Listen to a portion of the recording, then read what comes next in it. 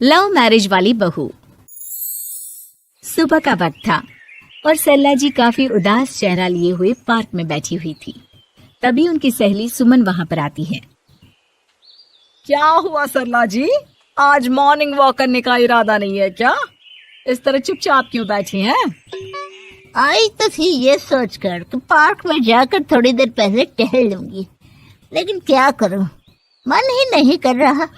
अरे सब ठीक है, तो इतनी परेशान क्यों नजर आ रही हैं? नहीं नहीं, ऐसी तो कोई बात नहीं है, सब ठीक है। अरे भाई, अब तो आपको खुश नजर आना चाहिए। अभी कुछ महीने पहले तो बेटे की शादी हुई है, घर में नई बहू आई है, आपके चेहरे पर तो रौनक नजर आनी चाहिए। अरे छोड़ो भी, आजकल की बहुओं के बारे में क्या बताऊं आपको। क्यों, क्या हुआ बहन जी, कोई परेशानी है क्या? कुछ किया क्या बहू रानी ने? अरे भाई, अभी तो शादी को 6 महीने हुए हैं।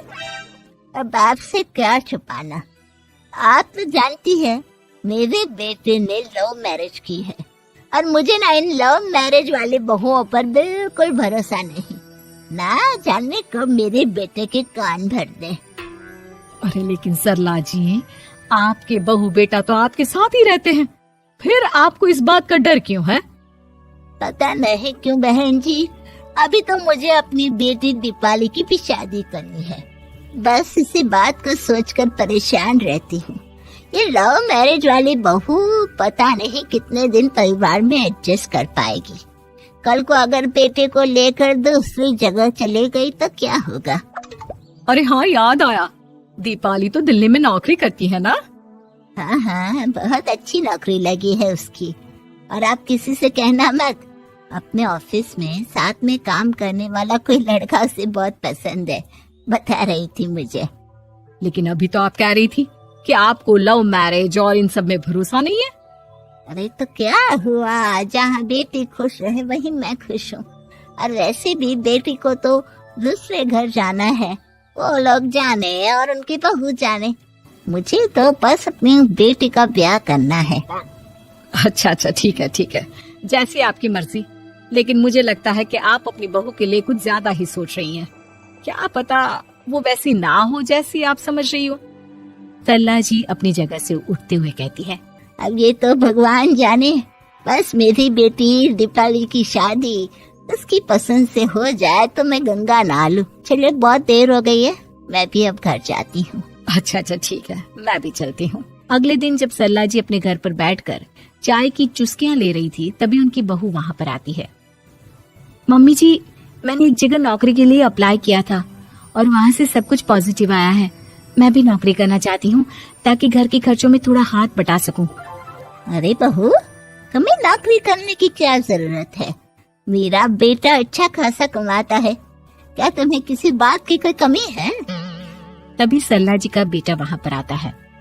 नहीं माँ, उसे किसी बात की कमी नहीं है, लेकिन वो इतनी पढ़ी लिखी है और अगर नौकरी करना चाहती है तो हमें उसे नौकरी करने देना चाहिए। कुछ पैसे घर में आएंगे, हम सबकी मदद हो जाएगी। तुम तो ऐसे कह रहे हो बेटा, जैसे ये घर तुम्हारी पत्नी की कमाई पर ही चलता है। अरे नहीं मम्मी जी, इनके कहने का ये मतलब नहीं है, बस मेरी ही नौकरी करने की इच्छा थी, इसलिए आपकी परमिशन चाहते हैं। अब भाई, मेरा बेटा तुम्हें लव मैरिज करके घर में लाया है, मैं तुम्हें कुछ कैसे कह सकती हूँ? जो मर्जी आए करो। सरला जी का बेटा और बहू वहाँ से चले जाते हैं। अब उनकी बहू नौकरी करना शुरू कर देती है। कुछ ही दिन बाद सरला जी की बेटी दिल्ली से अपने घर आती है और अपनी माँ से कहती है, माँ, मैंने आपको बताया था ना, मुझे अपने ऑफिस में साथ काम करने वाले एक लड़के से बहुत प्यार है, मैं उससे शादी करना चाहती हूँ माँ। हाँ, तो मैंने कब मना किया? अगर तुम उसे पसंद करती हो तो उसके घर वालों को कहो, हम आपस में बात करके तुम्हारी शादी तय कर देते हैं। अरे लेकिन माँ, एक बहुत बड़ी परेशानी है। क्या परेशानी है बेटा? माँ, वो लड़का बहुत अच्छा है, लेकिन कुछ ज्यादा ही पैसे वाले घर से उसके माँ बाप। उन्हें मेरे और उसके रिश्ते से वैसे तो कोई परेशानी नहीं है, लेकिन वे चाहते हैं कि शादी 5 स्टार होटल में हो। अरे ऐसे कैसे, हम तो मिडिल क्लास लोग हैं, हमारे लिए 5 स्टार होटल में शादी करना कोई आसान काम थोड़ी ना है। लेकिन माँ, मैं क्या करूँ? मैंने उनसे बात करने की बहुत कोशिश की। बस एक इसी जगह बात अटक गई है।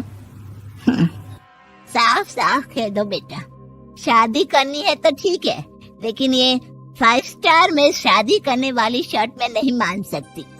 अरे कैसी बात कर रही हैं आप मम्मी जी? अगर दीपाली को कोई लड़का पसंद है तो हम उनकी शादी के लिए पूरी कोशिश करेंगे, और अगर बात पैसों की है तो कोई परेशानी नहीं है। हाँ हाँ, तुम्हें तो बस बहुत आसान लगता है सब। जिस तरह तुमने मेरे बेटे से इतनी आसानी से शादी कर ली, सारे काम उतने आसानी से नहीं होते। समझ में आया? हर काम करने में पैसे लगते हैं। लेकिन माँ, मैं उस लड़की को बहुत पसंद करती हूँ। सही बात है बेटा, लेकिन तुम उस लड़के से साफ साफ कह दो, अगर उसे तुमसे शादी करनी है तो अपने घर वालों को मनाए। अगर नहीं मना सकता तो तुम दोनों अपनी गृहस्थी अलग से कहीं सेट कर लो।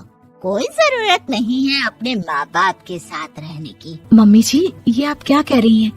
मैं भी तो आपके बेटे के साथ लव मैरिज करके आई हूँ। अगर मैंने भी ऐसा ही किया होता तो? अब तो मुझे उल्टा जवाब देने लगी। देखो बहू, मैं तुम्हारी सास हूँ, मुझसे ठीक से बात करो।